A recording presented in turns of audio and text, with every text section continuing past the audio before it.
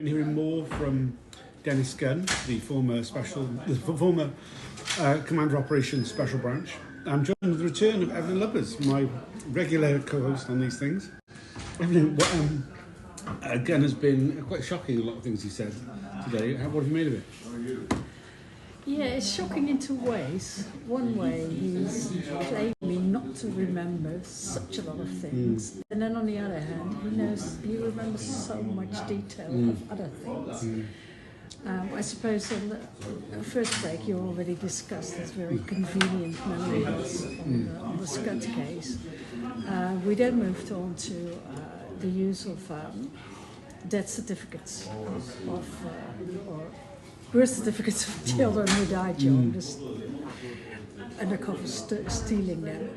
And he just referred to that shocking excuse. It was just never supposed to come out. Yeah. And and he lied, saying it was introduced to protect officers from being exposed or discovered as such.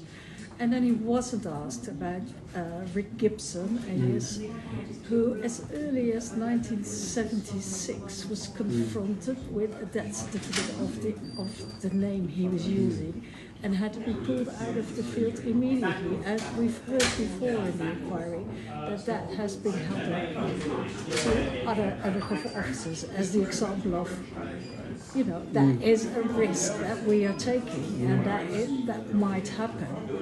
Yeah, he was very strong. He was very critical of the inquiry because basically he blamed the inquiry for causing distress to the families of the dead children, saying it never came out on the police's watch. It only came out because of the inquiry. Really the hubris. It's just awful. And it's not true. Yeah. Right. That is one thing. And it's like, and then he said something like, "Yeah, I like to apologize. Others have apologized, but I do it sincerely." And I'm thinking, my God, how arrogant can you become? Every time you think you've seen the worst arrogance in managers or undercovers, there happens to be a new level. And that is it's really incredible. But then again, because he feels very attacked. He feels like what I find really telling is that although there's so many contradictions. He says the SDS was only one of many things on his desk, and he only interfered. He dealt with it at the distance, and he didn't really knew much. On the other hand, he talks about the SDS as what we did, and then what was really, really, really blatantly awful was that he said when the inquiry discussed sexual relationships, he claimed he didn't know about that, and he claimed he only found out through the inquiry. And there was this paperwork there that he was told about it, and then he got really upset, saying, why is the inquiry never talking about the good things that all the other undercovers did? And the product was, and then we did some counting and found out that about of the undercovers on his watch, 10 of about 40 were involved in sexual relationships. So it's like. Yeah, no, it was the very first question on sexual deceit that he came back with. When are we going to hear about the majority of officers who work with integrity, proportionality, accountability, and not a little bit of bravery? He went straight into it. He was already enormously on the defensive. He claimed he knew nothing about it before he got into his position in '88. He knew nothing about any of the officers on his watch doing it. He's so defensive. He also, when kind of pressed about the legality, just quickly on the deceived children identities, he comes back to the things of, well, none of what we were doing was legal. None of it had a legal basis. None of it had legal authority until Ripper. And he kind of basically accepts that everything they did before Ripper was illegal. Yeah, that was that in a sense is brilliant. It's a very weird thing to say, of course. But to have someone, accepting that in such a sort of forceful way is something that comes out of managers, who are so arrogant and so full of themselves and so full of the work the SDS did. Yeah. I mean, he is incredibly full of himself. He's very sure that he did all the right things. I mean, one of the lines he keeps repeating is, "I don't remember, but I would have done exactly the same thing. I'm sure my judgment was correct." It's like, I don't know, but I know I was right.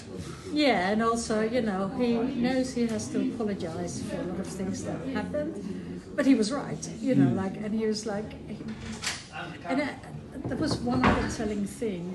This was like about the question, he was asked, like, if anything happened that, if he would have known, how high up would it have gone, about the sexual relationships. And he was asked, like, sort of the hierarchy. And then he was asked, like, would it have been the commissioner? And then first he was like, I'm not sure. And then he was told who the commissioner was. And then he said, oh, I didn't realise that. Oh, he was ex-special branch, so he would have been trusted, so we would have told him. And that is like a very peculiar insight in how, how the special branch inner circle works within the MPS. Like if the commissioner wouldn't have been ex-special branch, he wouldn't have heard. Yeah, no, very telling indeed. I mean, he referred a lot to how far up the chain any of these decisions would have gone. I mean, he talked about the Home Office a lot, that the Home Office would have, like when he was asked about, about the practice of using dead children's identities, that, he was asked why he didn't review it. He said, well, it never came up. No issues that ever came up. It wasn't a problem with him. And anyway, it wouldn't have been up to him. It would have been something he was actively liaising with the Home Office. It was something that would have been a responsibility of the security services. He was very keen to bring the security services and the Home Office in every opportunity he could. Yeah, he it's also sort of putting the blame elsewhere. Like on the one hand, he said both were very happy with the work the SDS did, and on the other hand, he says they knew nothing about it because it was better they didn't know, and the emphasis on anything, like all the issues were dealt with in-house, like within the SDS, because whatever happened, sort of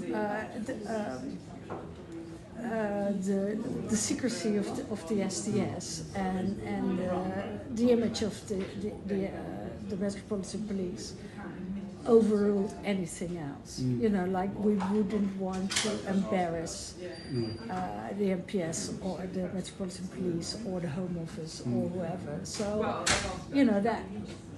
that is such a focus that I think the inquiry should, make an issue of that everything was kept indoors and everything was kept secret. And even, like the health, the sort of the welfare of scrap that we discussed, that was discussed earlier this morning, was like, no, we were not gonna, he was not gonna be disciplined because that would have led to inquiries and the CPS knowing, and no, we wouldn't do that. So that sort of tells you that, like they were outside the law because they wouldn't let the law in even if it was crossed, even if there was a legal framework that they had crossed. Yeah, no, the reputational protection of the special branch of the Met Police in general was obviously the utmost concern. It was brought back to again and again. He was talking about, always about the reputation of the police. That was always our main concern. I mean, when it came to the deceitful sexual relationships, that always came back to, well, the reputation of the police was at stake. The viability of the operation was at stake. Any sort of moral concerns, whether it came to the dead children, the sexual relationships, the behaviour of Stefan Scott and all the things the women, the wives of the undercovers. Yeah, all these things, these weren't the issues. The issue was the reputation of the police. Sure. And the operation of the unit at large. Yeah, because everybody was so happy with it, and they were so happy with the product, you should remember that we've been reading thousands of reports over the years. The intelligence is like it's zero, it's like reporting on very boring meetings, events, and internal clashes, and preparations for demos, which is it's not intelligence as such. It's like he should be challenged about what is a good product and what tell us about the really good intelligence what this unit brought. Yeah, I think it was very telling. He kept saying, "Well, but the majority of it was good. The majority of the officers were good." And he's like, "We haven't heard about that." And it's like, "Well, you tell us about it then." Dennis, but come on. he's not really pushed, is he? No. We're really missing David. So she's like Bar did that at the very beginning, just working from a list of questions, and then when the answer was given, no matter what it was, not